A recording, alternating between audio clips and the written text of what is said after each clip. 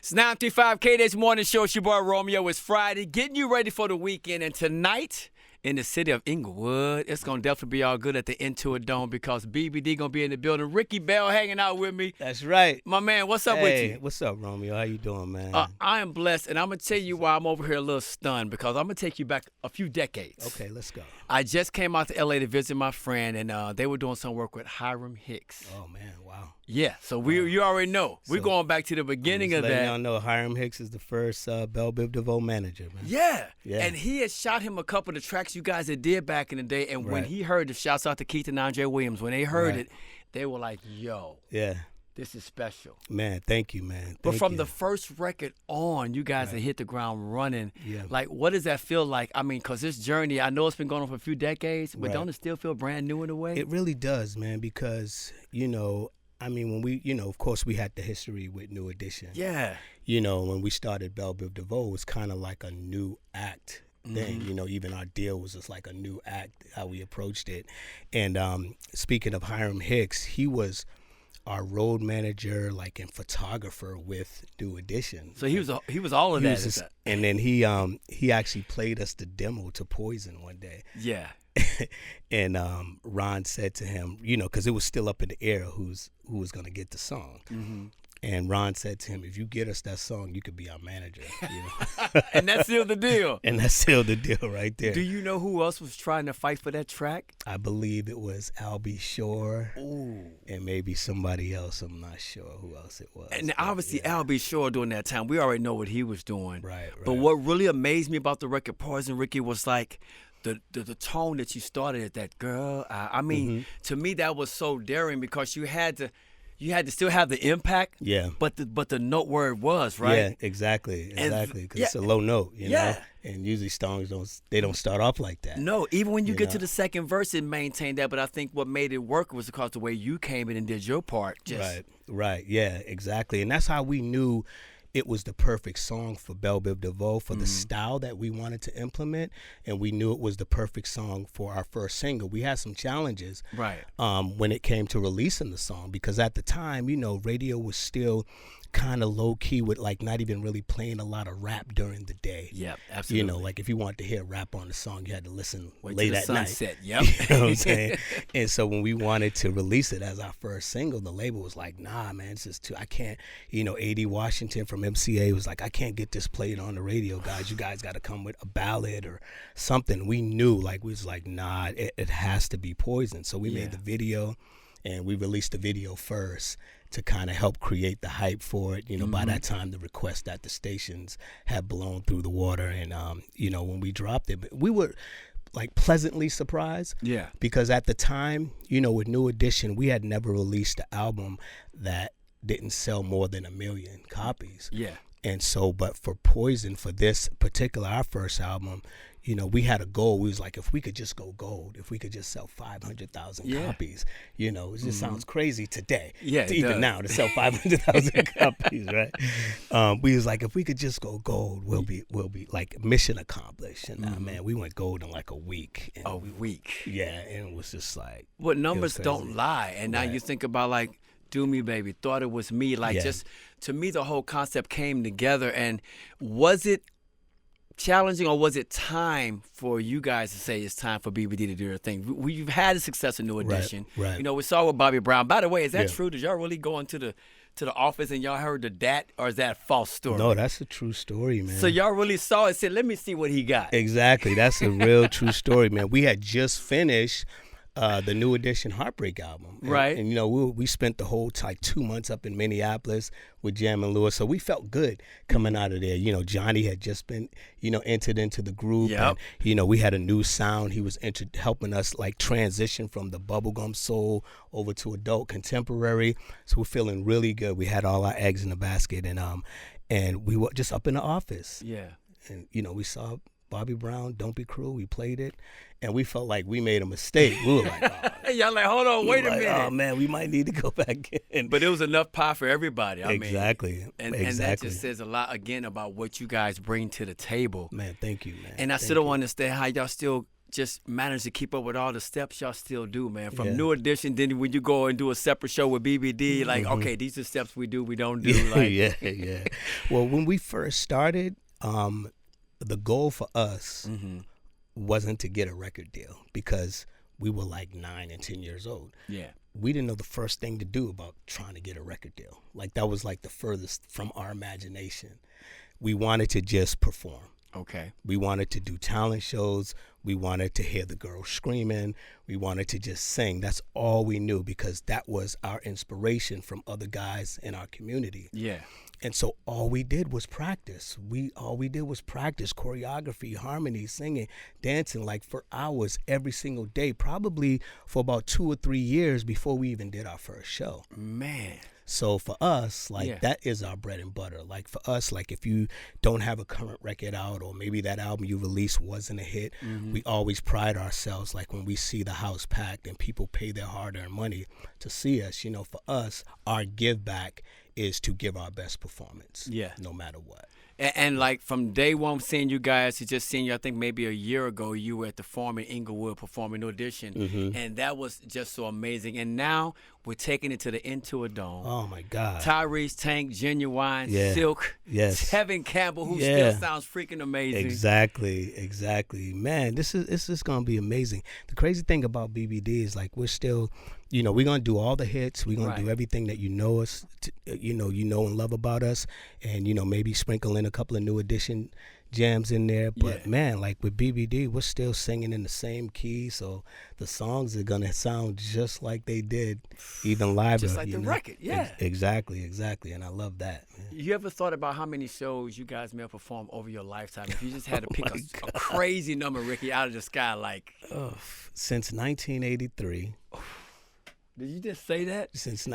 That's when we came out with Candy Girl. Right. But you see my hat, right? Yeah. It says established 1978. I'm peeping that. That was the year New Edition was put together. Wow. In 78. That doesn't even add up right now. Right. Oh, you over looking like you're 30, man. What we doing? Thank you, man. You know, for this, most of what we do right now is tour and perform. Whether it's with New Edition or BBD. And so for me, like just the physical and mental health for me is like taking care of myself is number one. You know, I spend half of my day, you know, either like in the gym, you know, planning my meals, you know, whatever it is built around health and wealth right there for me is like, that's where it's at. It's like being an athlete. I mean, you got to think different. You got to live a little different. You know what I'm saying? We're not 20 anymore, so our lifestyle is different. Exactly. And if you can maintain that. Yeah, man. And continue to give the public what they want. I mean, we're embracing you. We're here for you, man. We can never get enough of that. Thank you. Has there ever been a conflict where, like, New Edition was performing on Saturday on the East Coast and then BBD had a show on Sunday on the West Coast? You ever had that? Yeah, we did. We actually just had that. We were, New Edition has a residency in Vegas right now at the Wynn Hotel. We go back at the end of this month in October, November dates, and then we finish off in February.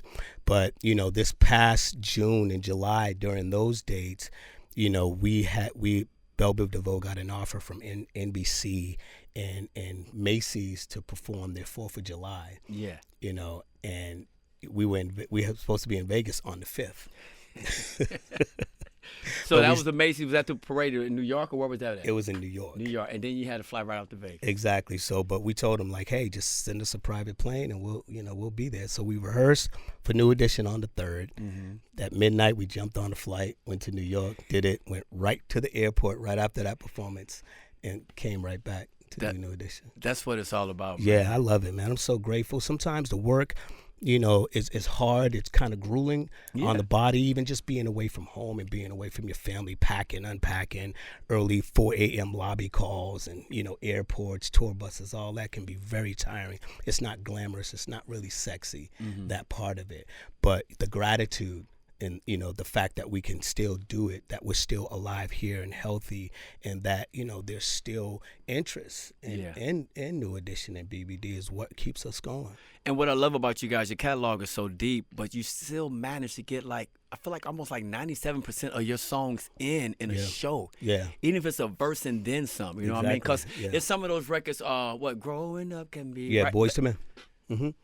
Like, Love that record, right? Yeah. Okay, and then also you can flip around and you turn around and think about Can You Stand the Rain? Yeah, man. Yeah. Yeah. It's fun for us when we're putting together a show. Yeah. Just moving songs around, like what song is going to start the show, what's going to end it, where do we implement Bobby Brown or BBD and Ralph, and just like intertwining all of that and curating the show is like, it's challenging, but it's a lot of fun because we get to, there's so many options and different things we could do and try. Yeah. We just have fun putting it together. Definitely looking forward to the show. It is going down tonight into a dome in Inglewood. Don't cheat yourself. Treat yourself. Get your tickets. We're talking BBD, TGT. That's right. I don't know what made them just decide they want to get back together and start this madness. They wanted to challenge BBD. They thought, okay, BBD, TJ, we got them, know. And we told them, listen, Tyrese, Tank, Genuine. Come on. Y'all could go on last if y'all want to come on after BBD. That's all right. Ooh. That's all right if y'all really want to do that, but you might want to rethink that. I love that. I love that. You want to rethink that situation right there, because Bell Biv DeVoe ain't no joke on that stage. Never lost. Yeah. Let's just keep it clear. And let's just put y'all on the basketball court for a second. That's Some right. 3-on-3. Who winning that game? Come on, man. Who winning that? Come on, Ricky, be honest. Me, Mike, and Bob, we met on the basketball court. I want you to let them know that. Okay, so when I first saw those guys, we was balling. We were the entertainers that brought basketball into the music business. We were the first ones before Rock and Jock, before all of that. When we were on our promotional tours, we played ball. We played against radio stations, high schools, colleges. We were the first celebrity basketball team. It goes back. You can go check the records. We got the red shorts on, the short shorts and the long socks, and we wore pony sneakers. So, Yeah, you've been doing that. Come on now. Now, Katie and Power 106, we have our celebrity basketball game. So if you ever want to go to a high school on Thursday, we raise money for schools. We would love to have you next time you're in Cali, man. Absolutely, man. Always giving back. Absolutely. So through generations, you still manage, you grab hold of people, right? You got mothers and daughters that come see you. Yeah, man. Yeah. So when you take a look at that, it tells you about your music, how it's timeless, right? Yeah, thank you. Yes. So, Ricky, you as a singer and as a performer, who are some people that you personally admire from day one, or even that's maybe new to the game now, where you I like what I see? For me personally,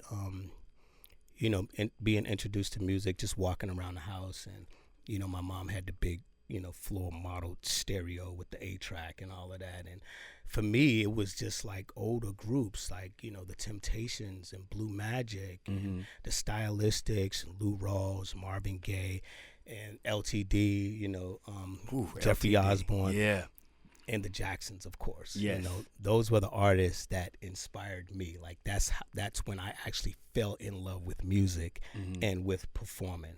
So for me, like any artist that kind of like gears themselves around the performance, that can actually perform as well as make good records, artists like Bruno Mars, Silk Sonic and those guys. It's like I kind of look for that every night. Like for me in my car, if you go in my car right now, I'm listening to satellite radio. Yeah. Same way with me. And it's on it's on those satellite, like those old stations, every now and then. Like my nieces and nephews, when I go around them, they're playing songs. I'm like, who's this? Who's that? Like, you don't know anybody right now. I'm on the flow. I'm on Fly Radio. I'm on Groove. I'm with you on that. There you go, man. Exactly. 100%. So that's where it's at for us, man. So a lot of people get excited when they meet you, or they get geeked out. You know what I'm saying? Because what you've accomplished is legendary, and you're still doing it. Who have you met over the career where it's kind of like made you say like, wow, I'm really chopping it up with this particular person? For Ricky Bell, who has that been? The biggest would be Michael Jackson. What was that conversation? Michael Jackson, like we were 16 years old, and our first record, Candy Girl, was when it went number one. Beat It was number 2, and so Michael was like, "Who are these guys? Yeah, I need to beat these guys," and we didn't know anything about charts. We didn't know, like, so when they said it to us at the time, we were like, oh, okay, because we didn't really know the significance of it or what it meant at that time. And for us, it was like, we go here, go there, go. We never really knew what we were doing at any given time. One day we fly from Boston to California, and we don't really know what we're doing. We thinking we're coming out here to do some promotion, interviews, whatever. We jump in a limo, we take this long car ride to Encino, and we pull up to these gates, and Ralph was like, I recognize this house, man. This is Michael Jackson's house. And you didn't know you were going there? No, we didn't have no idea. Okay. And so we're like, man, get out of here. Like, we're not at Mike's house. So we get out, the circle driveway, huge mansion over there on Havenhurst. Mm-hmm. Spiral staircase, we walk in. Here comes Mike. And we're just like, oh. Yo, I can't even imagine that moment. Man, talk about being lost for words. Yeah. Excited.